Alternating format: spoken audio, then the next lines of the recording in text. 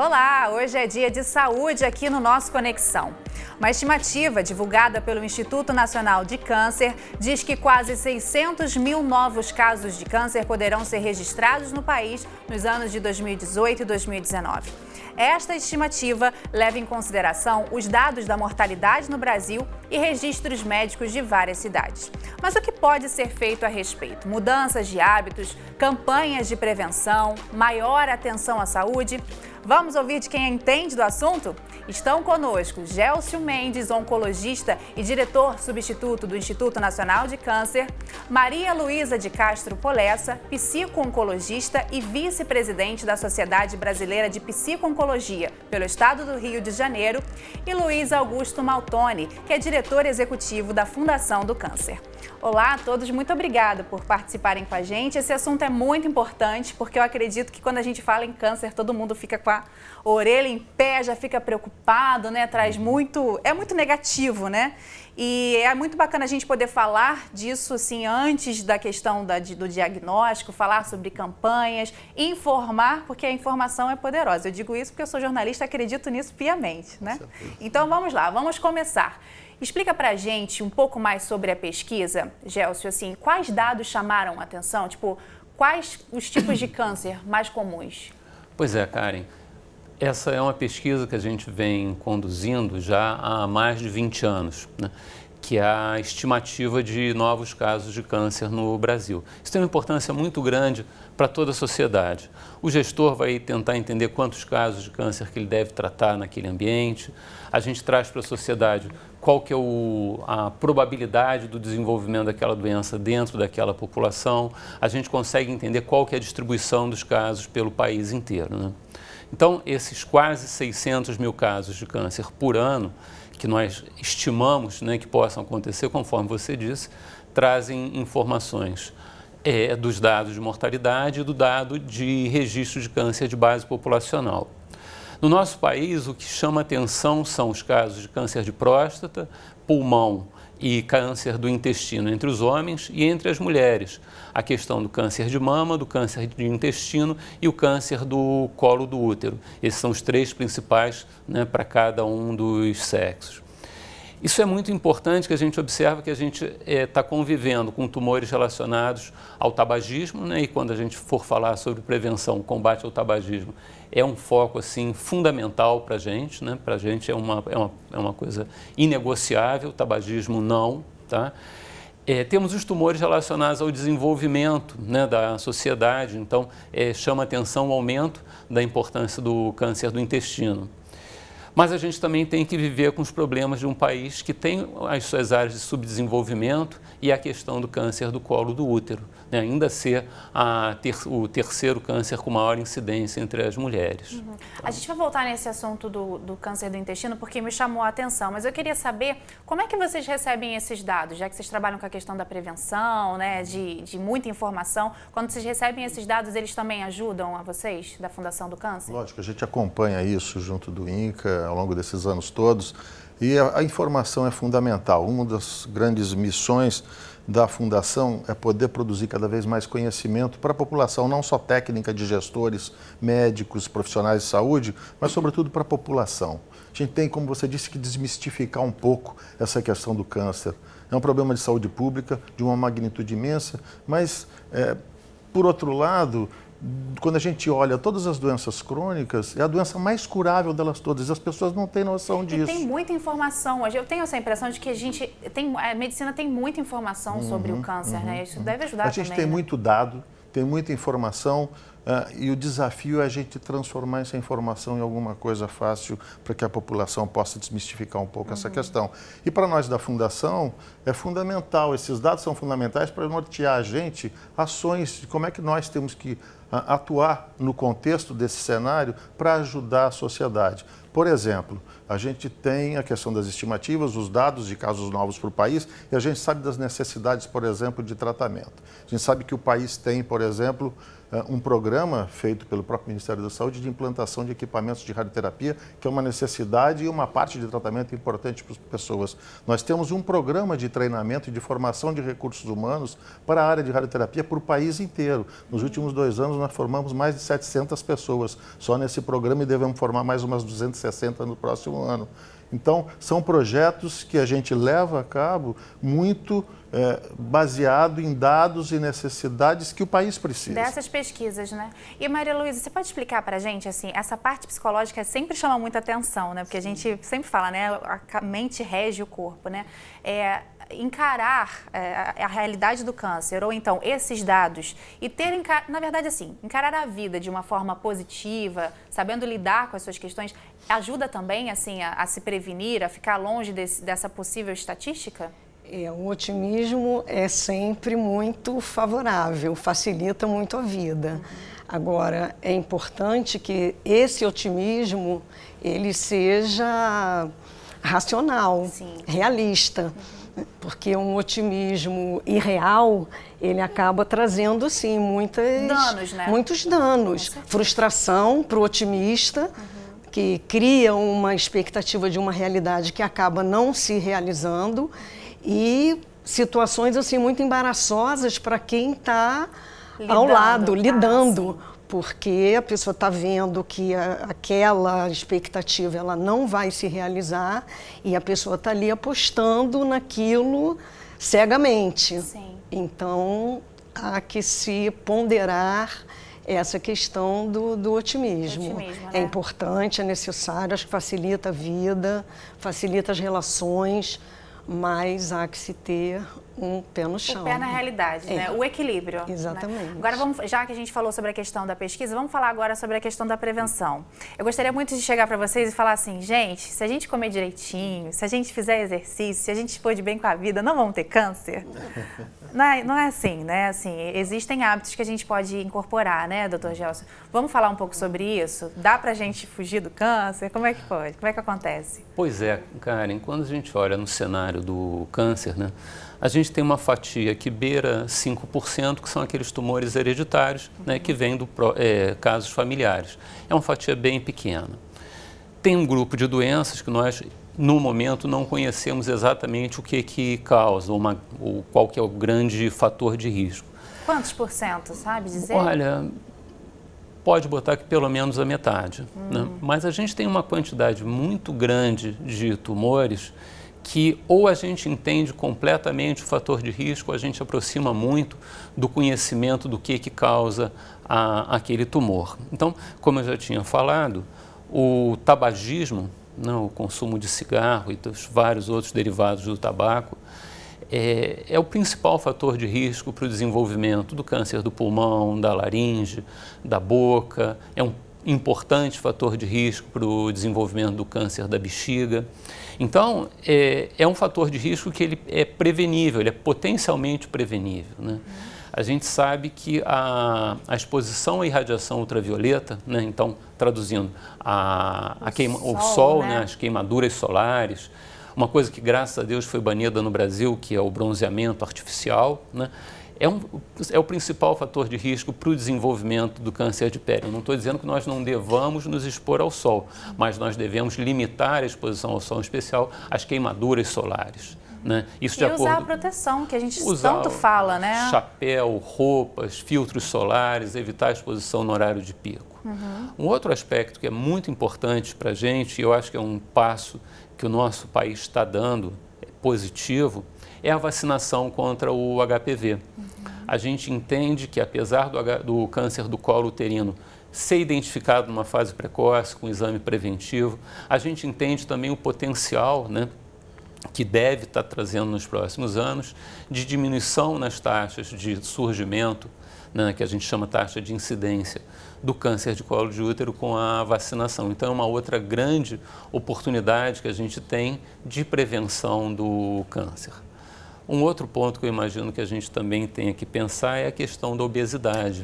Isso eu ia chamar a atenção. Assim, os dados em relação à obesidade do Brasil realmente explodiram, né? Assim, é uma epidemia que a gente vive. É uma epidemia, né? e é muito grave a gente viver essa realidade, né? Exatamente.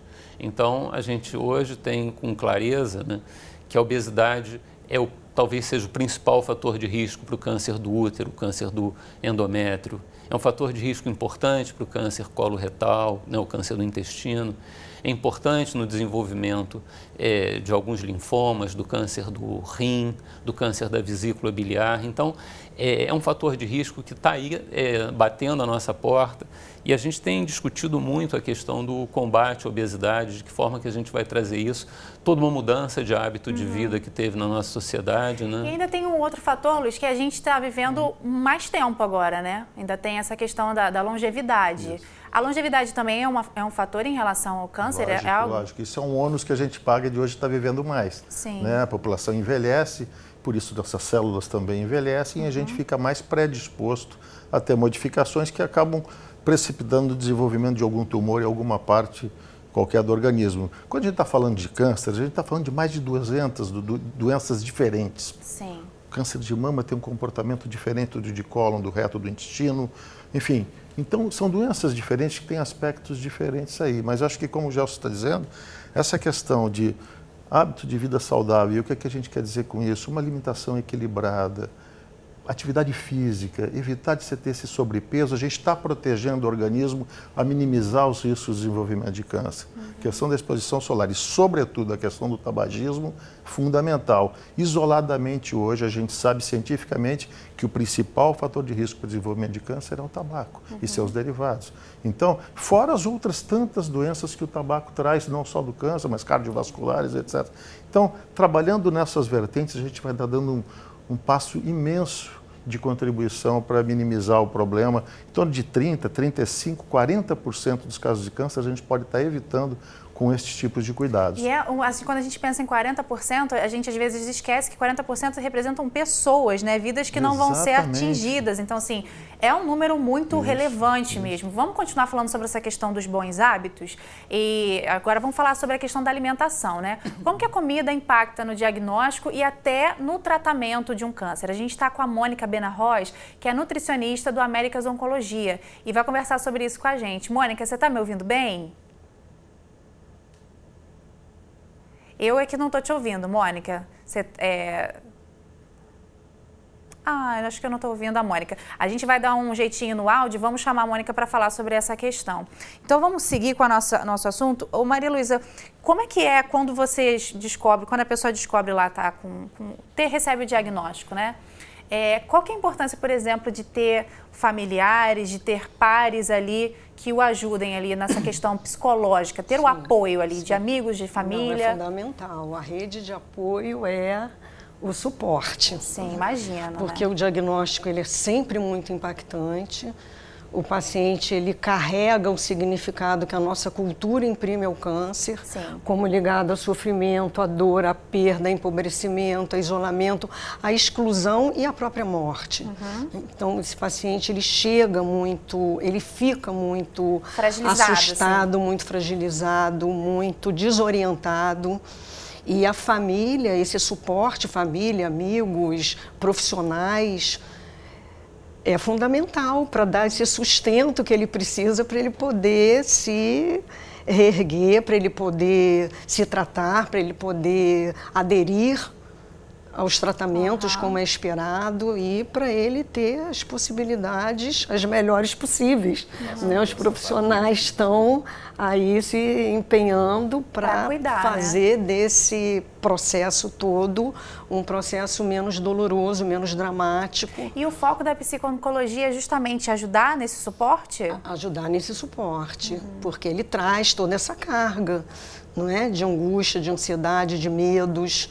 E o profissional ele vai buscar reduzir ao máximo esses sintomas. É claro que o profissional ele não faz milagres.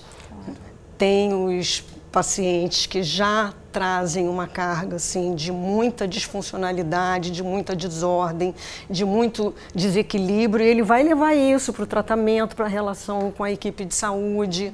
Entendi. Então, os resultados com esse perfil, porque ele vai levar esse padrão de comportamento para tudo. Só não vai mudar, né? Porque não vai mudar. Então, o trabalho, ele tem resultados assim menos otimistas, Entendi. vamos considerar assim, né? Pegando aí o termo que você usou. Mas as pessoas que têm uma funcionalidade, que têm uma rede de apoio suportiva, né? Porque tem perfis assim que a rede de apoio é destroçada pelo comportamento, pela forma de interagir. Porque a pessoa é muito difícil, é isso? Porque a pessoa é muito difícil, entendi. então dificulta tudo, as comunicações são difíceis. Sim. E já o paciente que tem um outro vínculo com a vida, com as pessoas, uma outra postura, ele tende a se beneficiar muito mais do tratamento psicológico. Vamos, diga. Isso não é difícil também só para o paciente. Para os pacientes, sobretudo, é um impacto importante. Para o profissional também. E a gente precisa ser treinado a dar notícia difícil, o que ninguém aprende na escola. Então, existem protocolos hoje de treinamento para você aprender a dar notícia difícil para as pessoas. A gente precisa ser treinado e treinar as pessoas para fazer isso de maneira adequada, né? Respeitosa também, né, com o momento. E esse ano lançou uma campanha, né, no final do ano passado, chamada Vontade de Viver, exatamente nessa linha. A ideia é desmistificar o diagnóstico de câncer, o tratamento. A gente entende que é uma situação séria, a gente entende que é uma doença potencialmente grave, mas é aquilo que a Luísa falava. A gente não pode ser além da realidade. Então, trazer a realidade para a família, convidar o paciente a discutir com o profissional, com a família, botar o tema câncer na mesa, abertamente. Então, a gente entende isso institucionalmente como uma política importante. Entendi. E deixa eu interromper, então, porque a gente conseguiu manter o contato com a Mônica. A Mônica agora está me ouvindo melhor e eu acho que eu vou ouvi-la também. Mônica. Olá, Carmen. Boa tarde. Boa tarde. Olá, eu agora te ouço muito bem, muito obrigada. A gente está conversando aqui, eu acho que você está ouvindo o nosso bate-papo, né? Já entramos na questão psicológica e eu queria entrar na questão nutricional com você. A gente comentou aqui que não existe realmente fórmula mágica para evitar o câncer, para prevenir. Realmente existem casos que a pessoa vai ter a doença, mas no que da nossa alimentação a gente pode incorporar para justamente fazer esse coro à falta do tabaco, a ter hábitos saudáveis? Quais são os hábitos saudáveis na alimentação que a gente pode incorporar antes do diagnóstico, para justamente prevenir? Então, como já foi falado, os cânceres, de modo geral, 1/3 deles pode ser desenvolvido a partir de hábitos de vida desorganizados, inadequados. E a alimentação ela se encontra, né, dentro desse contexto. Então, o que é preconizado atualmente para que a pessoa tenha uma alimentação mais nutritiva, adequada e protetora para o organismo, é uma alimentação rica, com legumes e verduras, preferencialmente colorida, baixo consumo de sal, de açúcar, de carne vermelha e de gorduras saturadas. Mas vale lembrar que esses alimentos que são escolhidos, né, preferencialmente grãos integrais, legumes, verduras, frutas, carne branca, eles devem ser colocados na sua alimentação dentro de uma quantidade adequada, porque, como foi falado também, a obesidade ela tem uma correlação muito direta com uma alimentação inadequada. Às vezes ela pode estar adequada na qualidade, mas uma quantidade insatisfatória. Ou seja, existem muitas pessoas que se dizem, né, eu tenho uma alimentação saudável, eu como arroz integral, como peixe, gosto de comer legumes e verduras, mas a quantidade, às vezes, é excessiva para o gasto energético daquele indivíduo. E a obesidade, ela está associada, como já foi também falado há pouco, com 13 tipos de câncer diferentes, com vários tipos de câncer. E a alimentação ela precisa estar dentro desse contexto, de associar quantidade, qualidade, frequência. É justamente esse equilíbrio que a gente tem que buscar na vida em geral, né, Mônica? Exatamente. Agora, depois que a pessoa recebe a notícia do diagnóstico, como que a alimentação, aonde que a alimentação entra, né? Muda a alimentação da pessoa quando ela está fazendo um tratamento contra o câncer? Algumas vezes sim, tá? Ou podemos dizer que na maioria das vezes sim, porque dependendo do tipo de câncer, ela vai ter tratamentos específicos que podem provocar vários efeitos adversos no organismo. Controle de sintomas, por exemplo. Então, no caso da alimentação, ela ajudaria nesse controle de sintomas. Então, a gente precisa avaliar cada caso, porque cada tipo de tumor ou cada localização desse tumor, ele pode provocar alterações metabólicas, digestivas, que provocam também algum tipo de dificuldade para mastigar, para engolir, para fazer digestão, até mesmo para evacuar. E a alimentação ela vai ser adequada de acordo com o tipo de tumor e o tipo de tratamento que o paciente faz. Entendi. Então, tudo tem que ser conciliado. Mas dentro, né, dessa perspectiva de tratamento, o mais importante é você ajustar essa alimentação à realidade do paciente, para que ele possa ter um fortalecimento do sistema imunológico a partir dessa alimentação adequada.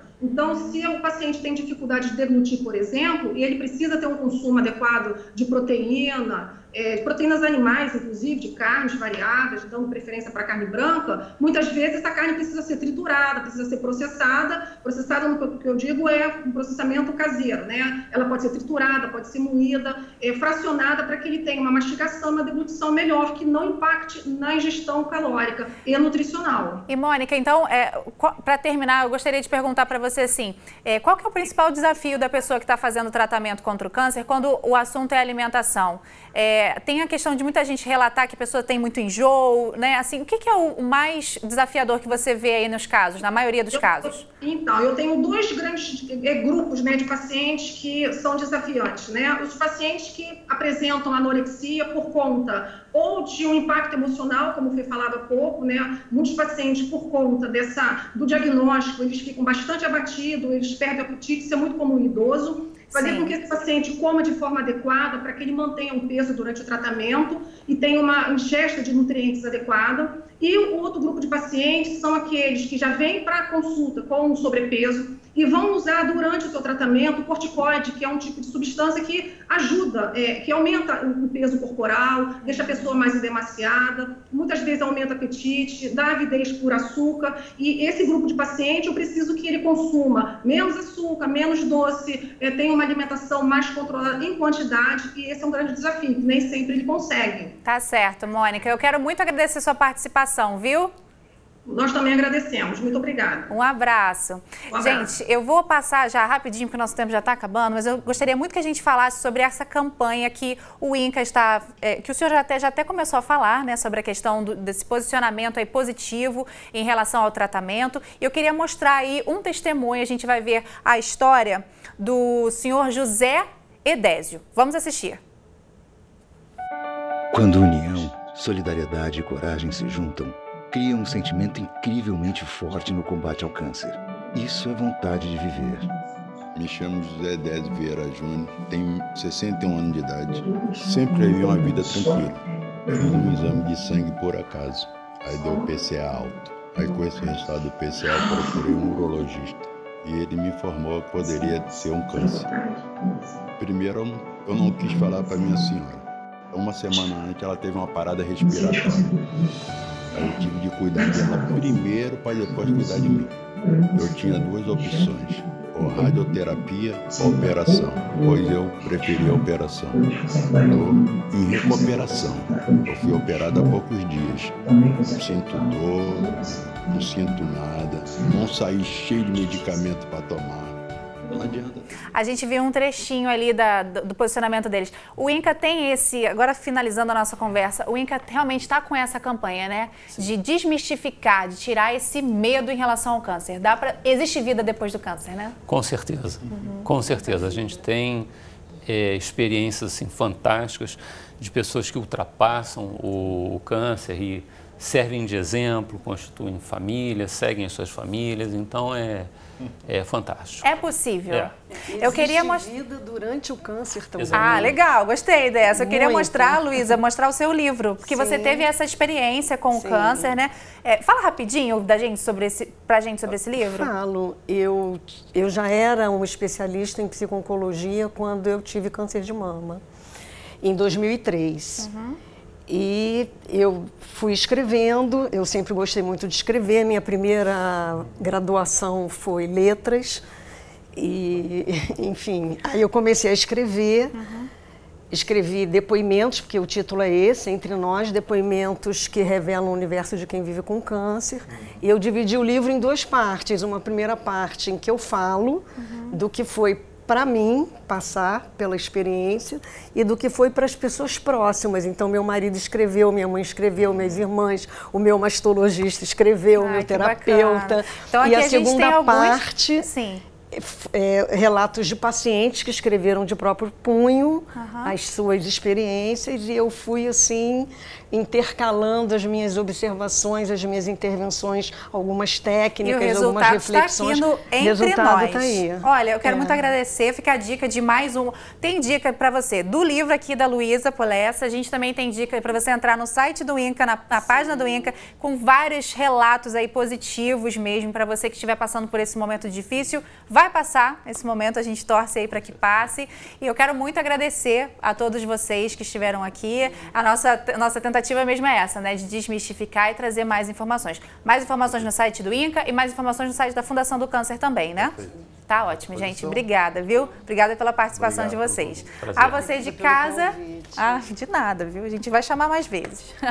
Muito obrigada pela sua companhia. Se você quiser rever esta ou outras entrevistas, é só acessar futuraplay.org. Até a próxima.